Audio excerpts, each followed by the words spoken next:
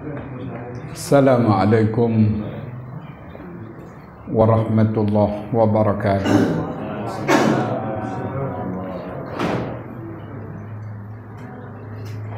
Alhamdulillah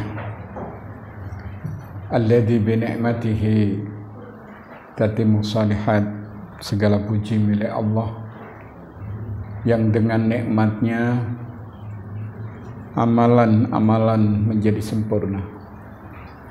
Kita bisa datang ke rumahnya saudara kita Bapak Haidar.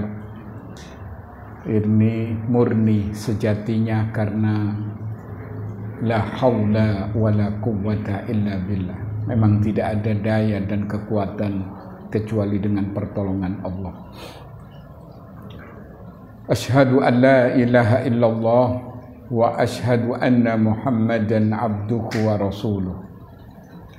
Aku bersaksi bahwasanya tidak ada Tuhan yang patut diibadai dengan benar kecuali Allah, dan bahwasanya Muhammad adalah hamba dan utusannya. Qala Allah Ta'ala fi kitabihil karim, Allah berfirman di dalam kitabnya yang mulia, alam ya'ni lilladina amanu an takhsha'a qulubuhum li dzikrillah wa ma nazzala minal haqq wa la yakunu kalladina utul kitaba min qabl fatala alaihimul amadu faqasat qulubuhum wa katsirun minhum fasiqun. Belumkah datang waktunya kepada orang-orang beriman untuk tunduk hati mengingat Allah dan apa yang telah diturunkan oleh Allah dari kebenaran ini, yaitu berupa Al-Quran. Dan janganlah menjadi seperti ahli kitab, masa mereka panjang, kebanyakan mereka adalah orang-orang yang fasik. Firman Allah ini memberitahukan kepada kita semua bahwa kenapa Yahudi, Nasrani kebanyakan fasik, karena panjang masanya sementara mereka banyak menyelisihi nabi-nabi mereka. Nasrani mengatakan Isa ibnullah, Isa itu anaknya Allah. Padahal kita tahu bahwa Nabi Isa adalah utusan Allah. Yahudi juga mengatakan seperti itu, Uzair ibnullah. Uzair itu anaknya Allah, padahal Uzair itu adalah seorang nabi.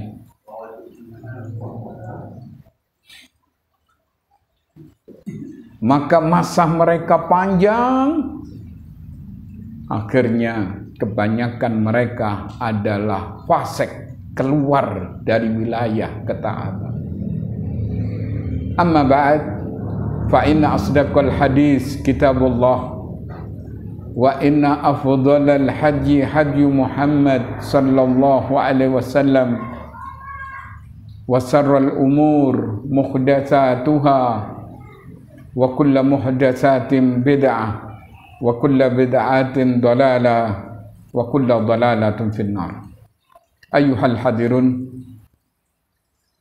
jamaah kajian yang dirahmati oleh Allah, sebelum kami sampaikan tafsir dari surah Al-Baqarah ayat 28-29, perlu sedikit kami memberikan muqaddimah terkait dengan mungkin ada dari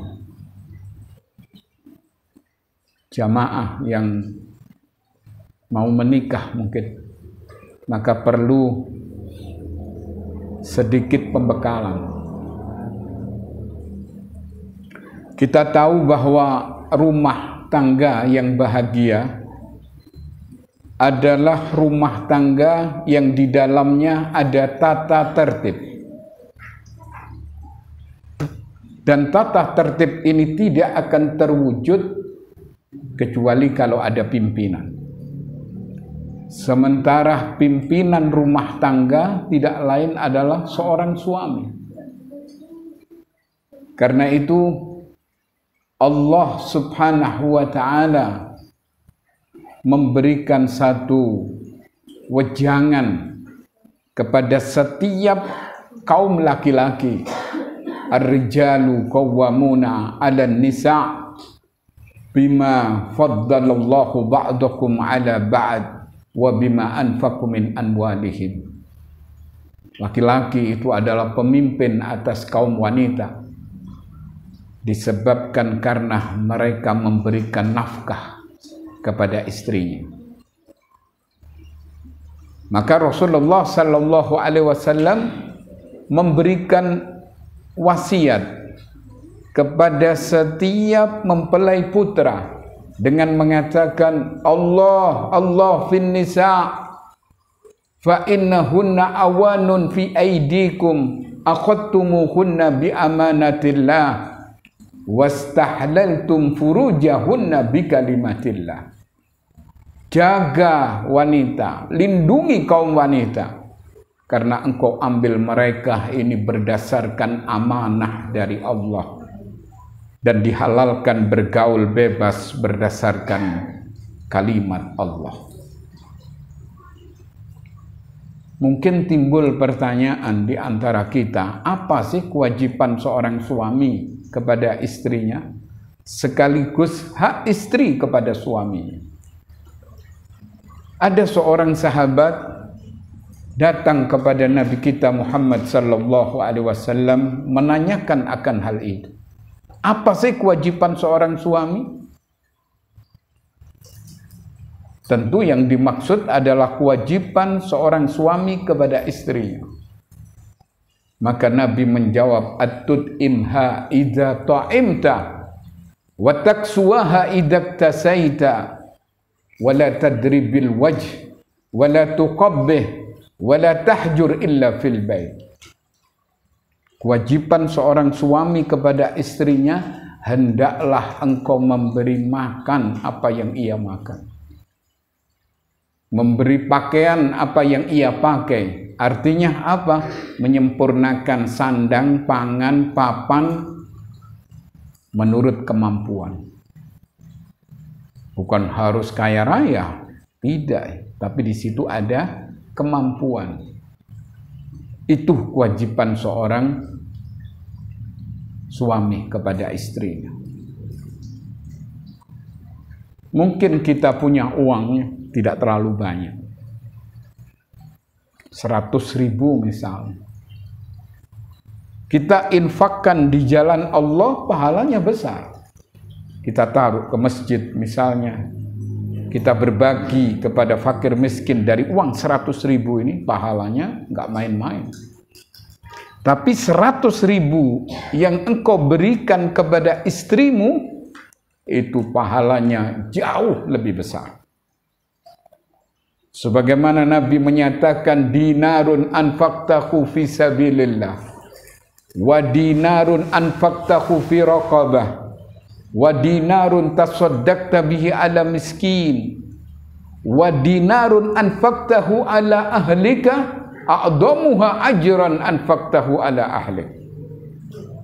1 dinar yang kamu berikan kepada fakir miskin, kepentingan fisabilillah, atau 1 dinar yang engkau gunakan untuk infak di masjid misalnya, 1 dinar yang engkau berikan kepada keluargamu, kepada istrimu, itu pahalanya jauh lebih besar yang engkau berikan kepada istrimu.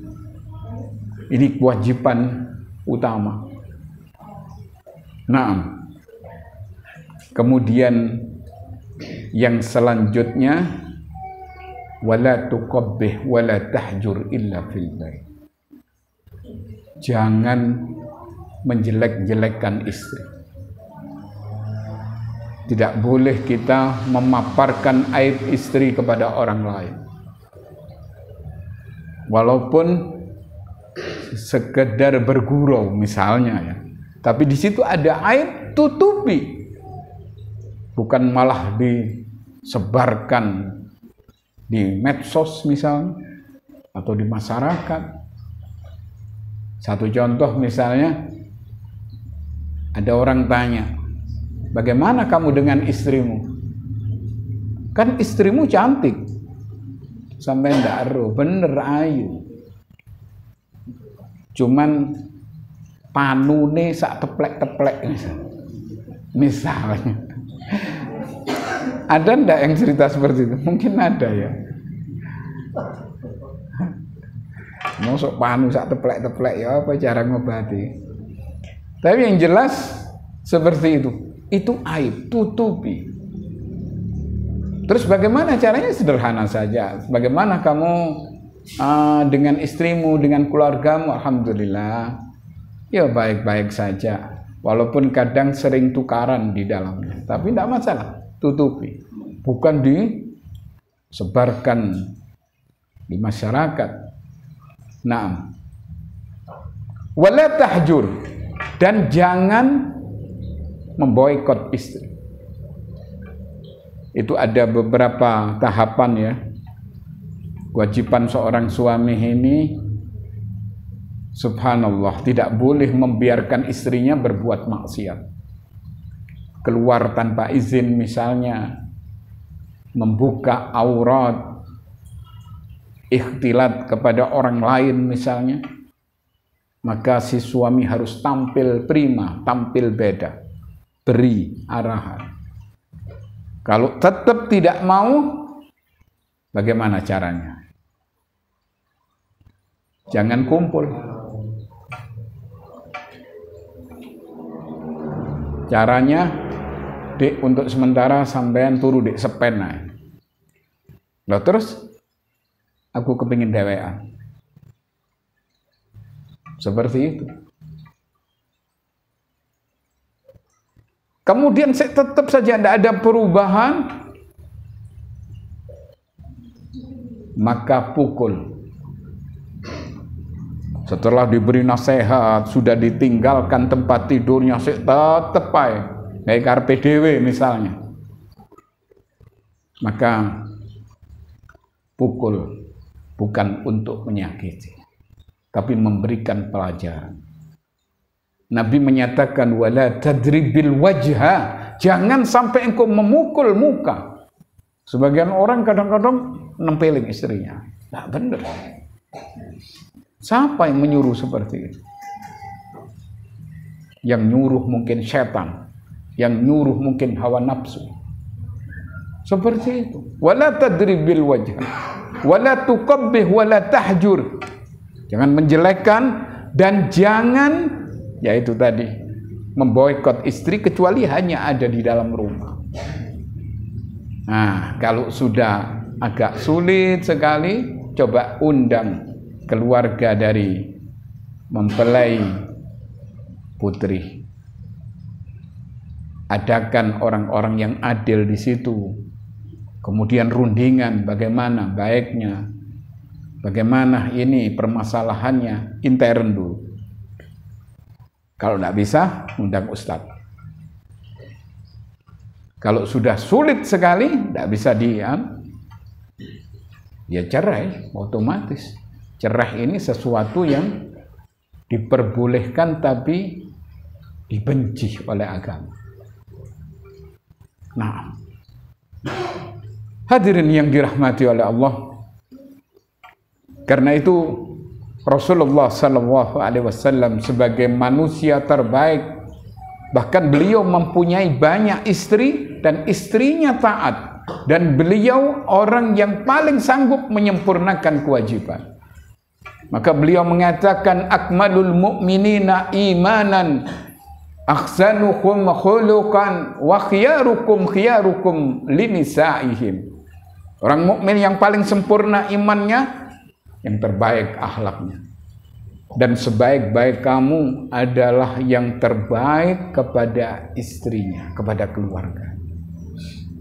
Kadang sebagian orang, subhanallah ya, baik kepada tetangganya, baik kepada teman sejawatnya, mungkin baik sama orang lain, tapi sayang dia kurang baik kepada istri. Bahkan dia tidak memberikan didikan agama. Mereka membiarkan istri hanya sekedar dijadikan pikat di rumahnya. Na'udzubillah. Tidak seperti itu Islamnya. Maka kewajiban seorang suami harus tampil prima, sing teges. Jangan loyo ya. Bukan berarti harus marah-marah, tapi ada ketegasan. Karena istri ini dari tulang yang bengkok. Dibiarkan tetap bengkok. Tapi kalau diberi nasihat dengan cara yang santun, insya Allah dengan doa yang dipanjatkan oleh seorang suami akan berubah nanti. Kan ada seorang istri senengannya turut tok wis. Ada ndak seperti itu? Mungkin ada, cuman sedikit ya, kecil jumlahnya. Tapi ada orang model-model seperti itu. Ngantuan. Atau mungkin ada seorang istri yang sering nonggo. Pokok suaminya keluar, dia langsung keluar nonggo. Nanti timbul banyak permasalahan di situ. Iya, kan sama-sama perempuan tanya, ya apa bojone sampean? Wah, bojoku ngene. Bojone sampean? Aduh, ndak gagak aku. Bojoku memang gagah ya, tapi sampean lho iku ndase bonongen misalnya. Sebetulnya aib yang harus ditutupi. Walaupun kita tidak terlalu membanggakan suami, kalau suami saya raja di raja, tidak perlu. Ya alhamdulillah dia mungkin berusaha menjadi seorang suami yang baik. Masya Allah dia subuh ya ke masjid, alhamdulillah. Dia juga ngerti agama walaupun tidak terlalu pandai, tapi alhamdulillah. Seperti itu, tutupi kelemahan-kelemahan suami. Walaupun suaminya kadang nang masjid ya kadang enggak. Kan seperti itu. Nah, kewajiban ini harus disempurnakan oleh seorang suami. Kemudian kebalikan dari itu ya, supaya ada, kata orang sekarang, take and give. Menerima dan memberi. Atau mungkin ada apa ya, perimbangan itu apa istilahnya? Iya, seperti itu. Apa? Ada seorang perempuan datang kepada Rasulullah sallallahu alaihi wasallam. Dia mengatakan, "Ya Rasulullah, saya ini wanita yang taat. Apabila diperintah oleh suami saya sami'na wa ata'na. Kecuali kalau saya tidak mampu." Mendengar ini Nabi langsung mengatakan, "Hai wanita, masukmu ke dalam surga, masukmu ke dalam api neraka tergantung dari ketaatanmu kepada suami. Kalau kamu taat kepada suamimu, bisa dipastikan masuk ke dalam surga dengan cepat. Tapi apabila kamu selalu menyakiti sampai suaminya jadi kutuk misalnya, ada suami itu wedi nemen ya nang bojone. Apalagi si istri bawa penebah ya, pewakut sampai terkencing-kencing suaminya. Ini suami jaluk disunat maneng ini. Ini rupanya ndak sempurna waktu sunate. Nah, sekarang kita lihat bagaimana tipe wanita yang baik. Wanita yang solihah ini tidak diukur dengan langsingnya, dengan kecantikan di wajahnya, dengan kemolekan di tubuhnya.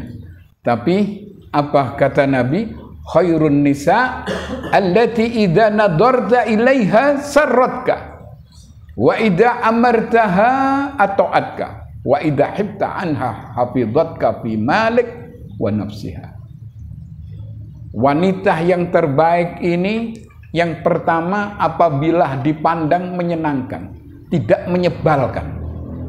Jadi melihat istrinya itu langsung gemes. Kan ada orang melihat istrinya, aduh, aku ndelok sampean sepet Bu ya, aduh, balik gitu. Padahal istrinya berusaha berdandan, bersolek untuk kepentingan suaminya, tapi suaminya tambah ngeluh. Iki ono opo ini? Mesti ada yang tidak beres ini, Pak. Jadi wanita yang terbaik itu dipandang langsung gemes. Ada greget ya. Nah, luar biasa ada istri model seperti itu.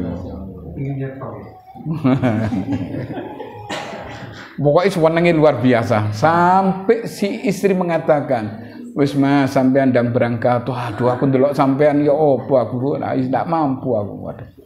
Ada yang seperti itu.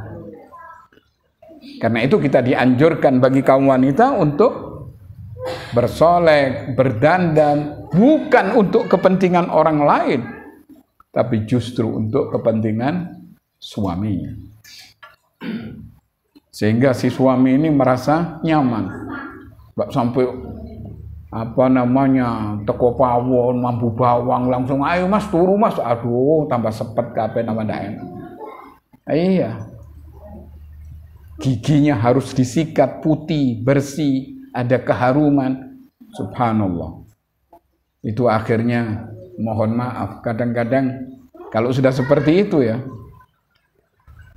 mungkin istrinya tidak kok berkatoan mungkin. Tapi yang tidak semua seperti itu ya.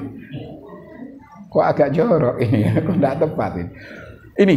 Tapi yang jelas wanita yang terbaik apabila dipandang menyenangkan.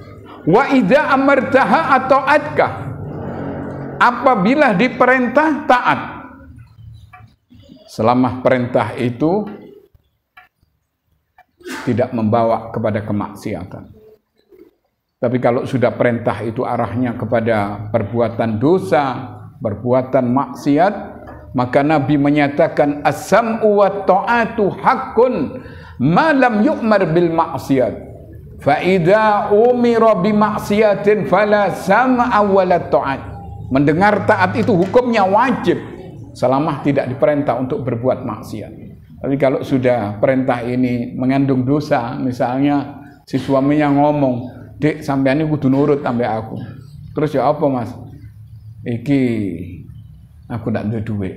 Terus iki kan ati riyo. Maksudnya iki memeane tangga iki sikat wis. Misalnya. Ya suami gila lah itu ya. Tapi misalnya itu langsung tidak boleh taat. Karena apa? Mengandung dosa. Tapi biasanya yang ngurei itu bukan suami, istri ya. Umumnya kan seperti itu. Apalagi tetangganya, teman akrabnya ini posisi ekonominya lebih. Ya punya kulkas pintu 2, ikin duwe. Lah iya. Padahal sak pekerjaan mbek sampean, Mas sampean kok ndak duwe apa-apa kok goblok amat sampean ini.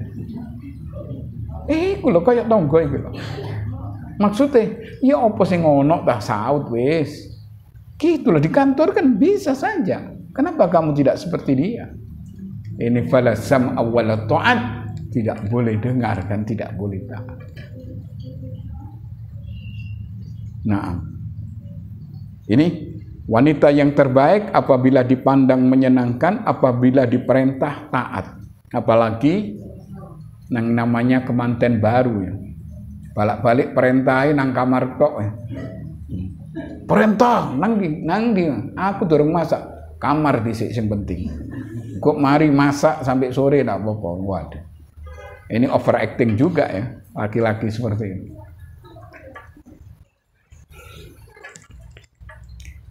Kemudian yang ketiga, wanita yang salihah ini sanggup menjaga kehormatan dirinya. Dia selalu berdandan rapi sekaligus menutup auratnya, tidak membuka aurat di muka umum, atau berikhtilat dengan banyak orang. Tapi dia yang paling utama itu kalau bisa wanita cadar. Kalau tidak bisa ya pakai masker. Nah, itu istilahnya. Pokoknya yang boleh dilihat itu adalah muka dan kedua telapak tangan. Adapun selebihnya itu diharamkan dalam Islam. Karena Nabi menyatakan al-mar'atu aurat. Wanita itu hakikatnya aurat. Jaga kehormatan diri. Apabila ada tamu, suaminya nggak ada, nggak boleh. Dia mas melebu di mas. Aku dewe kepingin cerita sampai sampean. Aja. Aduh, bapak lagi nggak ada. Nanti Anda kembali lagi. Atau sebentar saya teleponkan. Ini cara sendiri. Seperti itu. Jangan memasukkan laki-laki tanpa izin suaminya. Walaupun itu tamu. Karena tidak ada suaminya. Tidak boleh terus jagongan sampai suwe. Tidak boleh. Sanggup menjaga kehormatan diri. Kemudian yang keempat, sanggup menjaga harta dari suaminya, tidak boleh berlaku boros. Harus ekonomis. Dalam artian tidak sampai ke taraf kebahilan, tapi dia menjaga harta dari suaminya. Ini suami saya berpayah-payah, saya tidak harus membelikan make up dengan harga jutaan, enggak. Secukupnya. Seperti itu. Jangan overacting ya, karena suaminya ini kemudian iki mas regane latolip ini sekian, ini sekian, ini sekian. Kenapa kok ngomong gitu? Latolip? Iya, karena istri saya pakai latolip juga.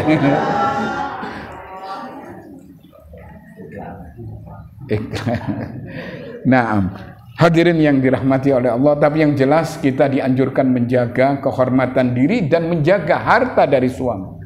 Nah, kalau sudah seperti itu, wanita yang model seperti itu langkah di zaman sekarang. Saking langkahnya, Nabi kita Muhammad sallallahu alaihi wasallam memuji dengan pujian yang sangat tinggi kepada kaum wanita. Beliau menyatakan, ad-dunya mata wa khairu mata'id dunya al-mar'atu salihah. Dunia ini tempat kesenangan. Tapi sebaik-baik kesenangan kalau seorang punya istri yang salihah. Ditinggal nyaman. Iya. Begitu si suami datang, sudah jangan khawatir, segalanya standby, siap pakai. Apa saja oke. Sore-sore apa keinginan suami? Oh, pisang goreng dengan kopinya. Siap. Suami saya ini senengannya sego kebuli. Misalnya, siap. Jangan kebalikannya. Begitu suami yang tidak senang dikasih pohong misalnya. Pohong katanya saya mentah misalnya. Iki mas, baru goreng aku. Ya boleh sampai yang goreng. Tidak benar seperti itu. Nah, karena itu Nabi memuji dunia ini tempat kesenangan. Tapi sebaik-baik kesenangan apabila seorang punya istri yang salihah. Nah, hadirin yang dirahmati oleh Allah, apabila kedua mempelai ini ya, baik laki-laki maupun perempuan menyempurnakan kewajiban masing-masing, akan terwujud rumah tangga yang sakinah, mawaddah warahmah, bahagia di dunia dan bahagia nanti di alam akhirat. Mungkin ini sebagai mukaddimah, mari kita teruskan kajian tafsir surah Al-Baqarah ayat 28 sampai ayat 29. Setelah itu kita adakan tanya jawab singkat. A'udzu billahi minasyaitonir rajim. Kaifa takfuruna billah wa kuntum amwatan fa ahyaakum summa yumitukum, summa yuhyikum, summa ilaihi turja'un. Kenapa kamu jadi kufur kepada Allah? Padahal kamu dahulunya mati. Fa'ahyakum, maka Allah menghidupkan kamu. Summa yumitukum, kemudian kamu nanti satu saat dimatikan. Setelah mati, apa selesai sampai di situ? Enggak. Tapi ada kelanjutannya. Summa yuhyikum, nanti akan dihidupkan lagi. Summa ilaihi turja'un, kemudian kamu akan dikembalikan untuk dimintai tanggung jawab di hadapan Allah. Naam. Ini menunjukkan dalil, kata Al-Imam Ibnu Katsir, keberadaan dan kekuasaan Allah yang Maha Pencipta. Coba kita merenung, dulu kita ini siapa? Bukan barang yang bisa disebut. Kita ini hanya dari setetes mani yang dicampur dengan ovum di rahim seorang wanita, yang kemudian bertahap lahirlah kita menjadi orang-orang gagah. Nanti satu saat kita akan melengkung. Kalau tidak melengkung ya mati di sini, mengalami penurunan fisik. Seperti itu. Setelah itu kita bakal mati. Karena itu Allah menanyakan kepada kita, kaifa takfuruna billah wa kuntum amwat. Itu ditafsirkan oleh Al-Imam Ibnu Katsir, mengapa kamu mengingkari keberadaan Allah dengan menyekutukan, menyembah arca, menyembah benda-benda yang dibuat olehmu sendiri.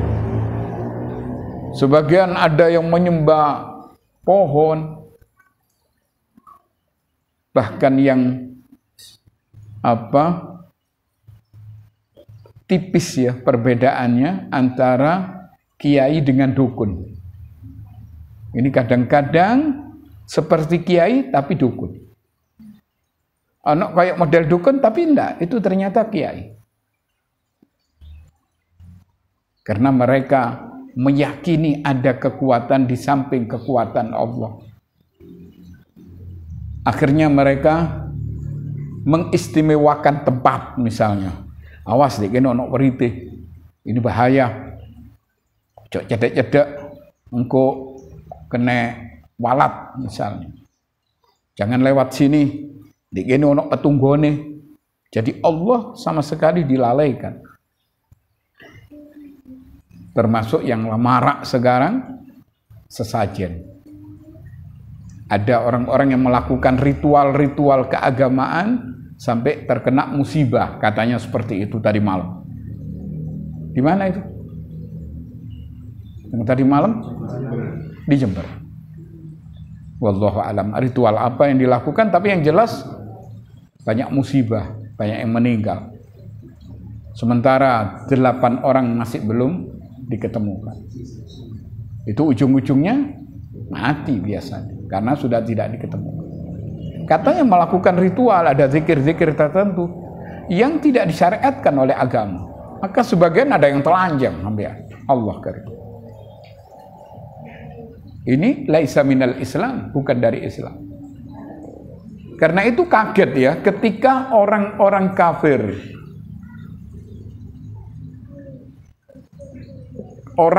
kafir menerima dakwah Nabi bahwa la ilaha illallah, tidak ada Tuhan yang patut diibadai dengan benar kecuali Allah. Dia faham, masa Muhammad ini menjadikan Tuhan ini cuma satu. Padahal kami ini punya 360 Tuhan. Itu pun seeruat, apa maning Tuhannya cuma satu. Sampai mereka meyakini seperti itu. Dan kalau mereka ini dikejar ya, ini benda-benda yang kamu buat, masa akalmu ndak jalan, seperti ndak waras saja. Kamu buat, kamu sembah. Coba. Akalmu di mana? Apa jawaban mereka? Ada jawaban. Mereka mengatakan, "Ma na'buduhum illa liyuqarribuna ilallahi zulfa."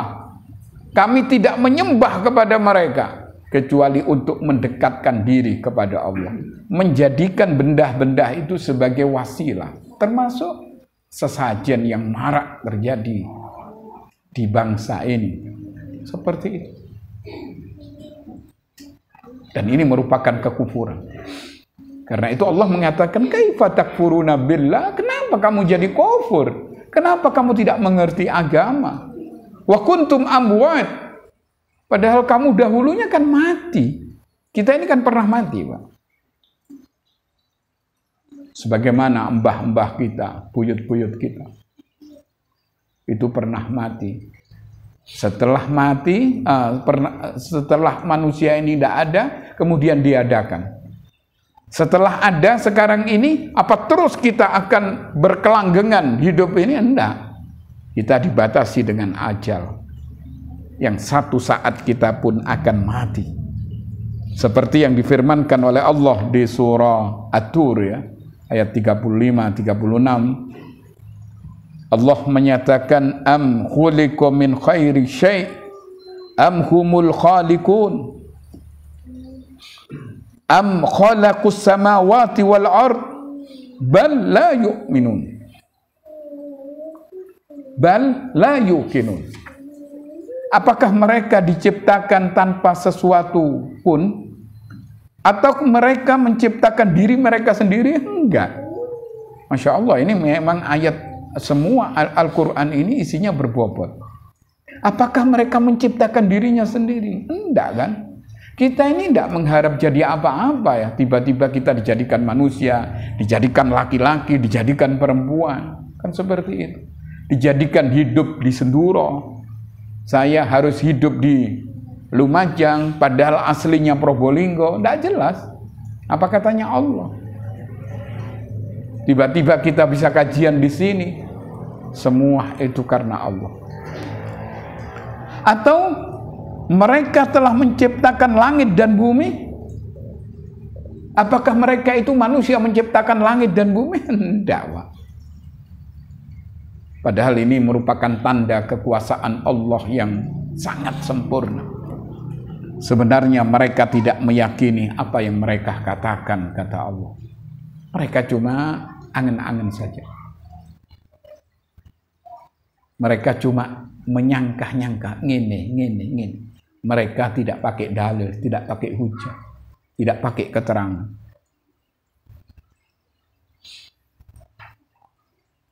Kemudian dari Ibnu Abbas radhiyallahu an, beliau mengatakan ketika menafsirkan ayat ini, wa kuntum amwat fa ahyakum. Padahal kamu tadinya mati, lalu Allah menghidupkan kamu. Mati ketika kalian berada di sulbi ayah-ayah kalian. Belum terwujud apa-apa. Kita mati. Sehingga Allah menciptakan kalian, kemudian nanti kita akan mati lagi. Apa terus selesai mati ini? Seperti yang diyakini oleh orang-orang kafir, kita hidup di dunia ini dan kita mati di dunia ini, dan tidak ada yang membinasakan kecuali masa, kata mereka. Illa da'r, kata mereka. Tidak. Kalau itu ukurannya, berapa banyak orang yang melakukan kezaliman tapi masih belum dihukum oleh Allah. Mereka membunuh berapa orang. Model Nazi misalnya. Model Fir'aun. Yang memberikan instruksi semua bayi laki-laki bunuh. Berapa yang dibunuh oleh Fir'aun. Kalau itu tidak ada kehidupan yang kedua, tidak adil. Maka Allah menghidupkan dengan kehidupan yang kedua untuk mempertanggungjawabkan segala apa yang dilakukan oleh manusia. Nah, hadirin yang dirahmati oleh Allah,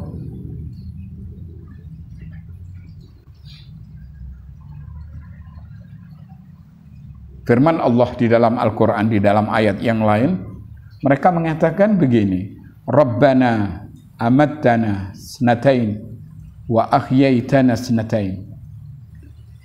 Wahai Tuhan kami, Engkau telah mematikan kami 2 kali, telah menghidupkan kami 2 kali pula. Tapi tetap mereka tidak mau beriman.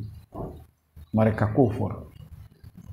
Mereka mengatakan bahwa kehidupan akhirat ini dengan ucapan-ucapan orang-orang zaman sekarang, Pak. Mengerikan ya. Apa sampean pernah mati? Ini kekufuran. Siapa yang bicara seperti itu? Orang-orang itu.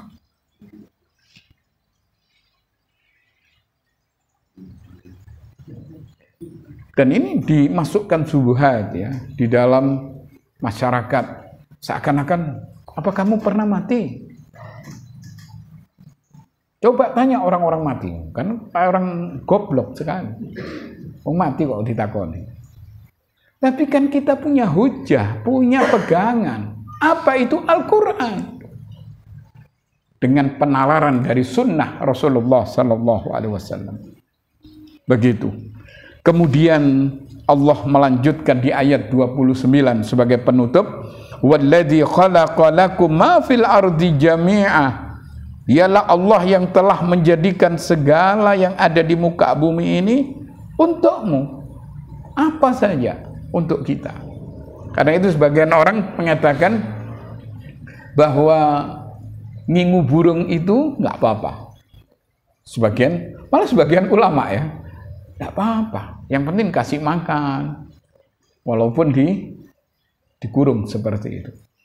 Tapi ini dibantah oleh ahli sunnah bahwa tidak dibenarkan. Kecuali kalau kurungannya itu besar kayak kebun binatang mungkin masih bisa ditolerir. Tapi kalau kurungannya segitu-gitunya, apalagi dia sendirian, tidak ada pasangannya, Allah karim, kasihan. Padahal makhluk itu seperti kita. Jadi yang dimaksud di sini, huwallazi khalaqa lakum ma fil ardi jami'a. Dialah Allah yang telah menciptakan untukmu apa yang ada di bumi, memang untuk kita. Tapi di situ ada batasan-batasan, tidak boleh ini, tidak boleh itu. Memang untuk kita. Kemudian Allah melanjutkan, tsummastawa ilas sama' fasawwahunna sab'a samawat. Wa huwa bikulli syai'in alim. Kemudian dia bersemayam di atas langit. Maksudnya dia bermaksud menciptakan langit lalu dijadikan 7 langit. Dan dia maha mengetahui segala sesuatu. Ini dijadikan dalil oleh para ulama ya bahwa Allah menciptakan bumi lebih dulu. Setelah itu baru langit, 7 lapis. Bumi pun 7 lapis. Jadi langit dulu, baru bumi. Tapi yang jelas bahwa semua yang Allah ciptakan ini adalah untuk kita. Untuk kita manfaatkan. Nanti Allah akan lihat bagaimana kamu bersikap kepada dunia ini. Seperti yang disebutkan satu hadis yang diriwayatkan oleh Imam Muslim, inna dunya khulwa hadirah wa inna Allah ta'ala mustahlifukum fiha fayanduru kaifa ta'malun fattaqud dunya wattaqun nisa fa inna awwala fitnati bani Israil kanat bin nisa. Dunia ini cantik, dunia ini mempesona, hijau, memukau, menyenangkan. Dan Allah menyerahkan kepada kita untuk kita kelola. Ini dunia untuk kita kelola. Cuman Nabi memberikan satu stressing sekaligus warning, peringatan. Fattaqud dunya wattaqun nisa. Hati-hati kamu dari godaan dunia yang haram. Hati-hati kamu dari godaan wanita. Sebab fitnah pertama kali dulu terjadi disebabkan karena kaum wanita. Jadi kembali lagi bahwa Allah menciptakan semua itu adalah untuk kita dan itu sebagai ujian, sebagai cobaan. Maka sebagian ada yang lulus, tapi sebagian ada yang gagal. Yang lulus akan masuk ke dalam surga karena melaksanakan syariatnya Allah. Yang tidak lulus, yang gagal akan menjadi penghuni api neraka. Begitu saya kira tafsir singkat dari surah Al-Baqarah 28 dan 29. Ada waktu 1/4 jam mungkin. Ada yang perlu ditanyakan oleh bapak-bapak dan hadirin juga mbak-mbak, silakan. Assalamualaikum Ustaz. Ahwan pertanyaan dari tema. Yang pertama dari kisah makmumnya Mu'adz bin Jabal Ustaz. Beliau kan karena Mu'adznya kelamaan membaca surat Al-Baqarah, jadi beliau menyelesaikan sholatnya sendiri. Dan ketika maturkan Nabi, Rasulullah tidak menyuruh untuk mengulang sholatnya ya. Nah itu dari kejadian itu apa? Misalnya kalau kita imamnya kelamaan, terus kita berasa gak mulus atau gimana gitu, kita tidak membatalkan sholat tapi menyelesaikan sholat sendiri, itu berarti boleh ya Ustaz? Yang kedua, untuk wanita sholat sendiri di rumah, ketika sholatnya jahar seperti subuh, maghrib dan isya, nah itu apa kita harus jahar juga? Oke.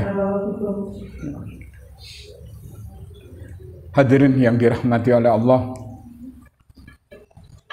perlu difahami bersama ya, kasus Mu'adz bin Jabal itu ketika melakukan sholat subuh. Beliau membaca surat Al-Baqarah memang terlalu panjang. Sampai-sampai di antara mereka ini ada yang punya hajat. Ada yang punya keperluan. Akhirnya salah seorang keluar dari barisan ini. Kemudian dia melakukan sholat sendirian di rumahnya. Maka Mu'adz tersinggung setelah mendapat kabar. Itu mungkin orang munafik katanya. Orang ini merasa dituduh munafik. Dia datang kepada Rasulullah, didudukkan Mu'adz waktu itu. Ternyata Nabi marah kepada Mu'adz. Nabi mengatakan, "Afattanun ya Mu'adz? Apakah kamu jadi tukang fitnah ya Mu'adz? Kalau kamu baca ini, wasamsi wadduhaha, jangan baca panjang-panjangnya, karena di situ ada orang yang punya kepentingan, ada hajat, mungkin sakit perut atau apa dan lain sebagainya. Nah, tapi kalau engkau sholat sendirian silahkan. Engkau memperpanjang seperti Rasulullah, memperpanjang yang luar biasa, yang tidak mungkin seorang manusia sanggup melaksanakan seperti yang dipraktekkan oleh Nabi. Karena Nabi beberapa kali, bukan beberapa kali ya, itu sholat bersama Ibnu Abbas, kepada yang lain itu tidak ada yang mampu. Karena Nabi panjang sekali. Tapi sholat sunnah, sholat sendirian. Cuma kepingin sahabat ini jadi makmumnya. Tapi begitu beliau melakukan sholat wajib, ya biasa-biasa. Ya tidak terlalu pendek, tidak terlalu panjang. Pada tempatnya masing-masing. Di subuh memang agak panjang.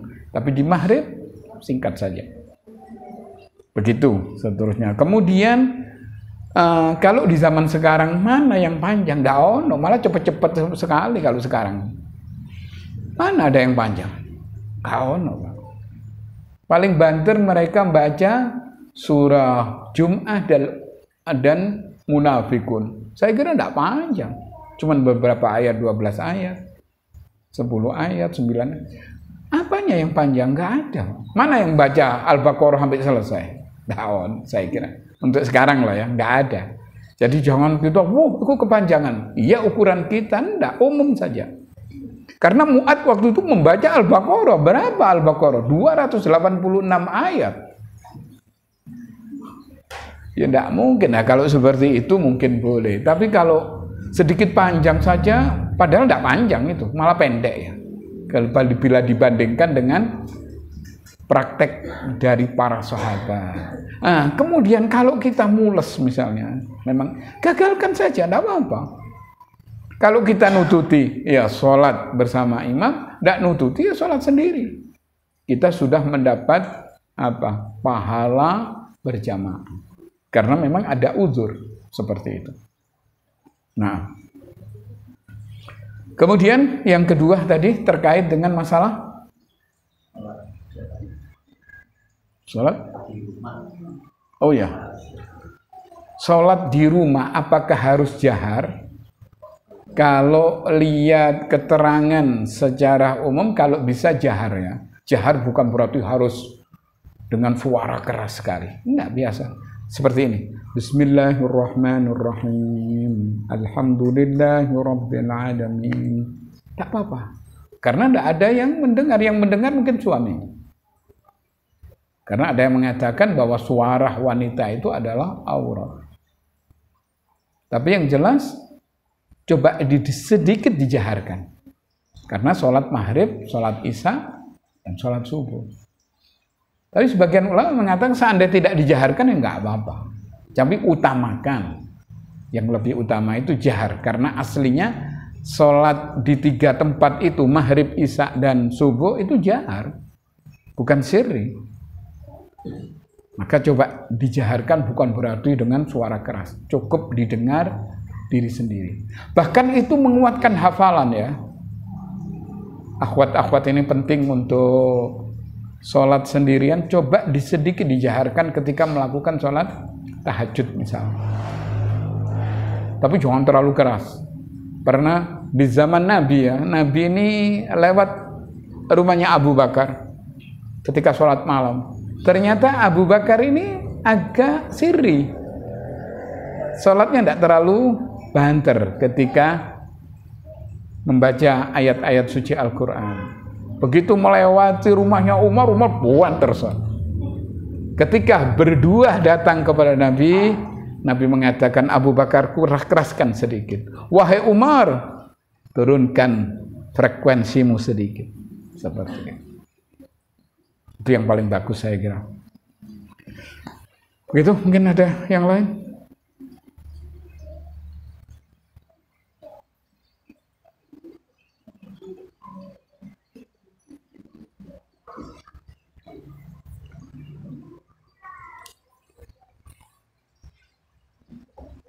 Assalamualaikum warahmatullahi wabarakatuh. Salam. Terkait kewajiban suami terhadap istri, gimana kalau suami kewajiban dari nafkahnya itu kurang, apa berdosa? Ya, jelas berdosa sih. Kurang, padahal dia punya kemampuan. Walaupun caranya itu beragam ya, ada orang yang memberikan jatah sama istrinya. Dia mengatakan sama istrinya, Dek, lek kurang ngomong. Ya enak lah gitu ya. Itu kurang mas, masuk saya ini. Iki belanja ini wak PT piro sampean regane di pasar. Saya itu pernah digitukan masalahnya. Iki piro sih? Saya enggak ngerti kan, enggak tahu. Akhirnya iki saya ini. Iya. Apalagi nggak kerengsengan dan lain sebagainya. Ini kan perlu uang yang selebihnya. Iki duduk jangan asem. Iki sego kebun iki. Nasi mandi ini. Ini perlu uang agak. Nah, karena itu yang enak itu ya, cara memberikan nafkah kepada istri seperti Mas Haidar ini sudah caranya. Jikik dewe enak ya. Tapi ya istri harus hati-hati. Ada juga yang sudah dijatah enggak apa-apa. Dijatah enggak apa-apa, tapi kalau kurang sampean harus ngomong. Dek, lek kurang ngomong lho, ojo menengae. Engko lek menengae utange di warung kono saono. Golek gawe kok. Ngomong. Sampean bicara. Apa yang enggak jelas bicara. Supaya kita ini transparan, apalagi orang berumah tangga. Beritahu, kurang. Kalau suaminya medit, ini malah dosa, Pak. Dan mohon maaf, jangan cari suami yang medit, ya. Mohon maaf ini. Ojo wis loro kabeh sampean wong wedok-wedok. Aduh, ndak kagak wis. Ketemu wong medit, wanian mlaku mundur ae. Seperti itu. Jadi boleh ditanyakan. Ada lagi mungkin? Ada satu lagi, Ustaz. Gini, Ustaz. kalau ada istri sama mama istri, terus dikasih uang belanja berlebih. Nah, tapi dalam kenyataannya masanya itu di pengeluarannya sedikit, sisanya dia banyak sisanya untuk beli keperluannya dia. Contohnya seperti baju apa gitu. Apa termasuk dosa istri gitu? Enggak sebetulnya. Enggak. Umpama seperti itu. Begini ya, sebetulnya itu lebih kurang ya, enggak sampai ke tingkatan dosa. Tapi seandainya belanjanya cukup, tapi kok jangan asem, Rek. Kemudian lihat lagi duduk kelor misalnya. Iki tidak bener. Saya apa Dik? Apa kayak belanja piro? Ojo bapak ikut tuku wedhus sik cukup ini. Kok dikai jangan asem. Itu perlu ditegur ya, perlu ditegur. Istri model seperti itu, ini nang iki duwike iki. Aku kan kepingin gerengsengan, kepingin ini, kepingin rendang telur atau apa. Seperti itu. Iki ya apa iki duit iki nang ndi iki? Enggak iki Mas engko tak gawe tak susuke tak kelompokno tak gawe tuku klambi. Oh, ojo ngono. Jangan seperti itu. Kalau nek kepengin klambi minta sama saya. Tapi masalah makanan atau masalah ini khorijiyah harus tepat. Kalau sedikit-sedikit masih tidak apa-apa ya. Tapi kalau sampai banyak loh. Misalnya nafkahnya ini tiap hari 100.000 misal. Itu banyak 100.000. Sedikit ya?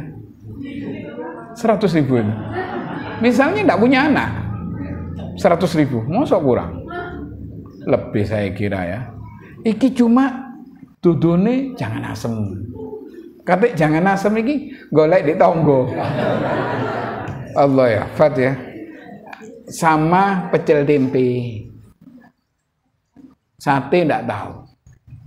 Padahal 100.000 ini cukup ya. Ibu-ibu tinggal menanak nasi. Tinggal kita pilih sekarang ini, zaman sekarang ini. Kati rawon, siap. Dan tidak terlalu mahal. Cukup dengan 20.000. Iya kan? Kita mau soto Lamongan. Mungkin cuma 10.000, 20.000. Itu sak warga, Pak. Nasi sendiri, enggak apa-apa.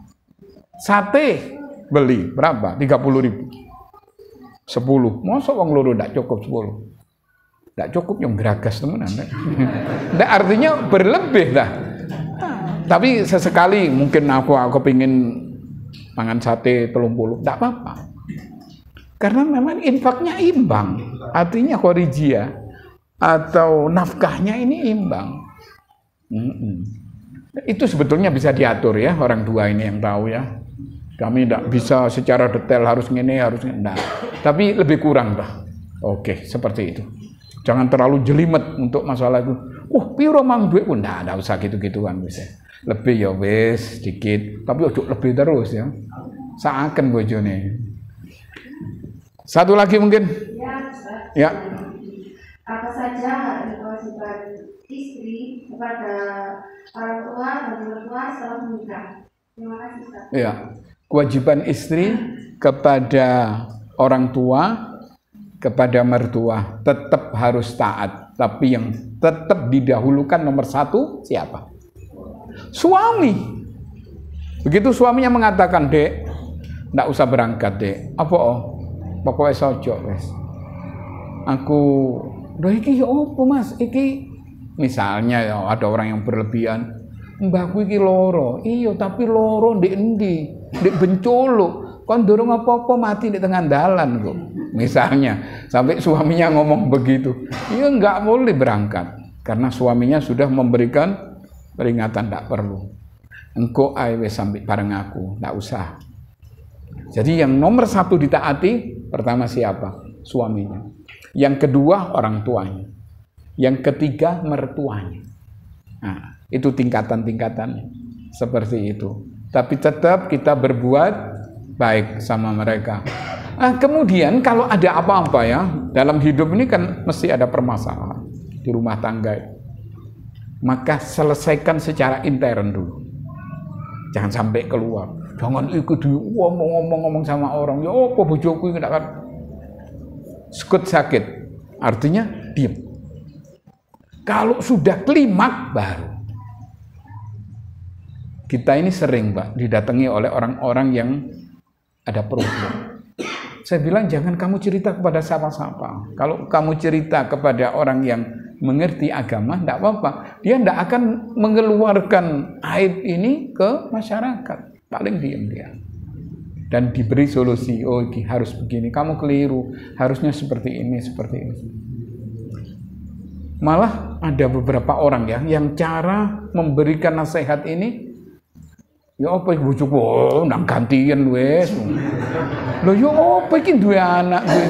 Ngawur kan? Ada orang berikan nasihat seperti itu. Coba ini pertahankan dulu.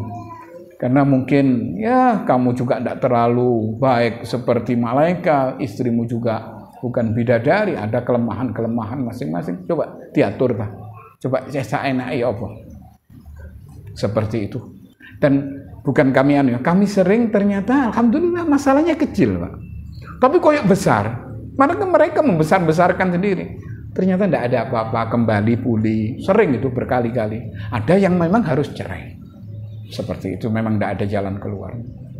Jadi kembali lagi kepada pertanyaan tadi, yang wajib ditaati nomor 1 adalah suami. Apa kata Nabi? Lau amartu ahadan ayyasjuda li ahadin la amartul mar'ah an tasjuda li zawjiha min idhami haqqihi alaih. Kalau seandainya aku boleh memerintahkan manusia untuk sujud kepada orang, kepada makhluk, maka aku memerintahkan seorang istri sujud kepada suaminya karena besarnya hak suami kepada istrinya. Cok macam-macam sampean, Mbak ya. Akhwat-akhwat ini ya. Misalnya si suami mengatakan, ya apa deh, aku kepingin poligami.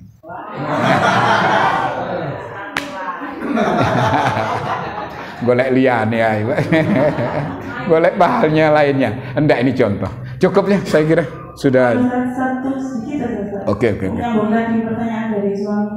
Berarti untuk istri yang misalnya dikasih nafkah per hari 100.000 gitu, itu uang untuk masak segitu, untuk beli baju minta lagi gitu ke suami, harus gitu tadi. Loh iya, kalau memang tidak cukup, iki pas sih Mas, sampean jaluke ndak mufakat iki. Minta rendang telur, minta ini, kita tukokno kabeh. Ha iki. Ternyata ndak ada sisa. Saya juga minta, saya mau berangkat ke manten ini, foto baju yang baru misalnya. Ndak apa-apa. Tapi hendaklah istri ini, mohon maaf ya, jangan terlalu boros. Ya, sesuai dengan kemampuan. Kan kita bisa lihat, suami saya mampunya seperti ini. Cuma gaya itu. Padahal dia tidak mampu sebetulnya. Cuma, ojo khawatir apa, wong tidak ada duit. Misalnya seperti itu. Kan ada, bicara aku mau. Aduh, terlalu over biasanya itu kebalikannya, jelas tidak kena kok ya. Tapi kalau suami mengatakan anu Dek, hati-hati ya, iki duwe sepeda motor iki. Ya apa ya? Tapi sampean memang butuhnya, tidak apa-apa sudah. Tapi coba diirit sedikit. Tidak apa-apa suami ngomong gitu. Lebih kurang dah seperti itu. Jadi kesimpulannya, kalau memang 100.000 ini tidak cukup ya, kita boleh minta sama suami untuk beli baju, untuk beli tas. Tapi jangan overacting. Ada orang yang punya tas ini sak lemari. Punya kudung, sampai berjumlah ratusan. Ini tidak benar. Ya biasa-biasa saja.